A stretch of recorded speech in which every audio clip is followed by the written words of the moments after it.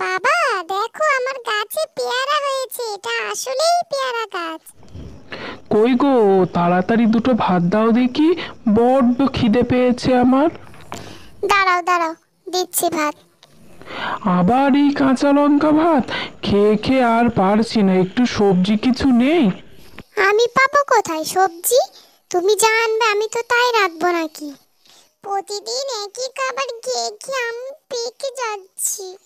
সোনারগাঁ নামের এক গ্রামে থাকতো তুলিকা নামের এক মেয়ে। সে তার বাবা মায়ের সঙ্গে থাকতো। আমাদের আর কোথায় গাছ বসাবো বলতো? জায়গা কোথায়? বীজ কিনবো কিভাবে? টাকা আছে নাকি?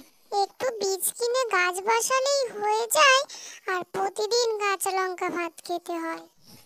এই তোর গাছ বসানোর কথা বাদ দে তো। তারপর তুলিকা সেখান থেকে চলে যায়। তুলিকা হঠাৎ হাঁটতে হাঁটতে মাঠের মাঝখানে দেখতে পেল একটা বীজ। আরে, এটা মনে হচ্ছে যেন একটা বীজ, কিন্তু কিসের বীজ এটা? দেখি তো গিয়ে। আমি তো কোনো বীজ চিনতে পারছি না। এটা কি বীজ হতে পারে? যাই, বাড়িতেই এটা নিয়ে যাই, দেখি তো। মাকে আর পাপাকে জিজ্ঞাসা করবো এটা কিসের বীজ। তুলিকা সেই বীজটি নিয়ে বাড়ির দিকে চলে যায়।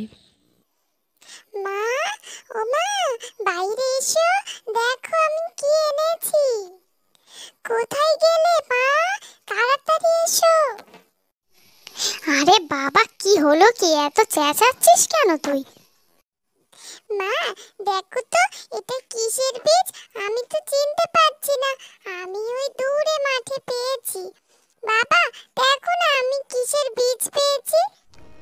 আরে মা, যা বীজ হয় হোক, তুই বসিয়ে দে তো ওখানে, দেখি যা গাছ হয় হবে। তারপর তুলিকা মাটি খুঁড়তে শুরু করলো এবং সে সেখানে বীজটি পুঁতে দিল। এভাবেই সে প্রতিদিন সেখানে জল দিত। আরে বাহ, আমার মা গাছে জল দিচ্ছে, তোর গাছ তাড়াতাড়ি বড় হবে। এভাবেই বেশ কিছুদিন কেটে যায়। তুলিকার সেই বীজ থেকে একটি চারা বার হলো। আরে বাহ, আমার একটা চারা হলো যে। দেখি তো এটা কি গাছ হয়। হঠাৎ একদিন রাত্রে প্রচুর বৃষ্টি হয়।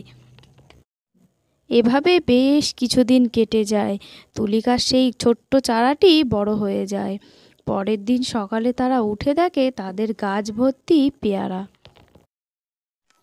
বাবা, দেখো আমার গাছে পেয়ারা হয়েছে। এটা আসলেই পেয়ারা গাছ। হ্যাঁ রে মা, তোর এই ছোট্ট চারা গাছে যে পেয়ারা গাছ, আমি তো জানতামই না। যাক, আমি এই পেয়ারাগুলো বিক্রি করতে নিয়ে যাব বাজারে।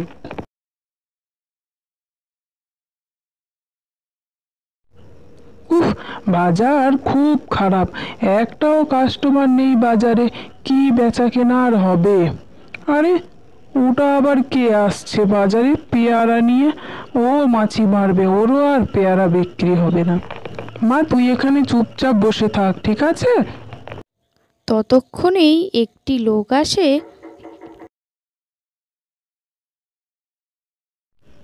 আরে বাহ, পেয়ারাগুলো তো বেশ দেখতে তাজা তাজা। দাও, আমাকে 1 কেজি পেয়ারা দাও দেখি। বেশ কিছুদিন পর এভাবেই তারা আস্তে আস্তে নিজেদের দোকান খুলে ফেলে এবং তারা পেয়ারা বিক্রি করে অনেক বড়লোক হয়ে যায়। সত্যি ভাই, তোমার গাছের পেয়ারা যা মধুর মতো মিষ্টি না, আর অন্য কোথাও ওর পেয়ারা আমার খেতে ভালো লাগে না। সে তো মধুর হবেই, কারণ এটা আমার এই ছোট্ট মেয়ে গাছ বসিয়েছিল। তাই নাকি? বাহ বাহ, খুব ভালো, পেয়ারাটা বেশ ভালো। দেখেছো গো, আমার এই মেয়েটার জন্য আজ তোমরা দুমুঠো ভালো মন্দ খেতে পারছো। না হলে ওই কাঁচা লঙ্কা আর ভাত খেতে হতো। হ্যাঁ গো গিন্নি, তুমি একদম ঠিকই বলেছো।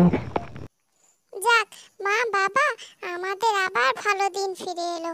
আবার আমরা ভালো মন্দ খেতে পারছি।